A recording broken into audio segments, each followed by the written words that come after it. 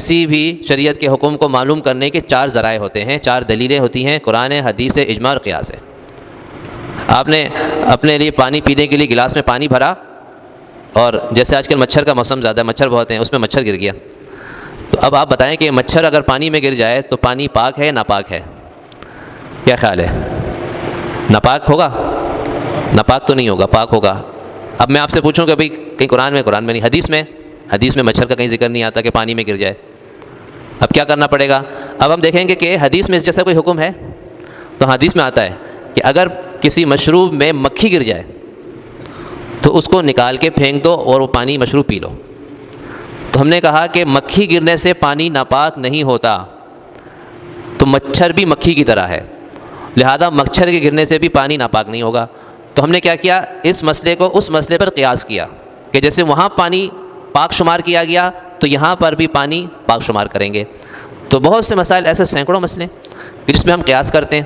ابھی ہر آدمی ہم میں سے دودھ پیتا ہے نا، دودھ نہیں تو چائے تو پیتا ہے ہر آدمی، کسی نہ کسی انداز میں دودھ پی لیتا ہے، چائے نہیں شربت دودھ کا پی لیتا ہے، روح افزا میں دودھ ڈال کے پی لیتا ہے۔ اب یہاں میرے خیال سے کراچی میں سب سے زیادہ دودھ کس کا استعمال ہوتا ہے؟ بھینس کا، بلکہ میرے خیال سے 90% تو بھینس کا ہی دودھ استعمال ہوتا ہوگا۔ بھینس ہی بھینس ہے، بھینس کالونی رکھ دی نام۔ ایک دفعہ میں نے کئی سال پہلے پڑھا تھا کراچی میں 10 لاکھ بھینسیں ہیں، وہ تو بہت پرانی بات ہے، پتہ نہیں ڈبل ہو گئی ہوں گی۔ اتنی وافر مقدار میں بھینس کا دودھ ہم پی رہے ہیں، تو کوئی آپ سے پوچھتا ہے کہ بھئی بھینس کا دودھ تم پی رہے ہو، بھینس کا دودھ حلال ہے حرام ہے؟ آپ کے پاس کیا جواب ہے؟ آپ بولو کہ بھئی حدیث میں آیا ہے کہ بھئی اونٹنی کا دودھ آپ صلی اللہ علیہ وسلم نوش فرماتے تھے، صحابہ کرام بھی، بکری کا دودھ اس کا بھی حدیث میں آتا ہے، لیکن بھینس کا دودھ تو کہیں حدیث میں نہیں ہے، بھینس کا ذکر حدیث میں نہیں آیا۔ تو اب بھینس کا دودھ آیا حلال ہے حرام ہے، تو ہم ادھر کیا کریں گے؟ ہم قیاس کریں گے۔ تو بہت ساری چیزیں حدیثوں سے ثابت نہیں ہوتی، تو ہم اس طرح ایک مسئلے کو دوسرے مسئلے پر قیاس کرتے ہیں۔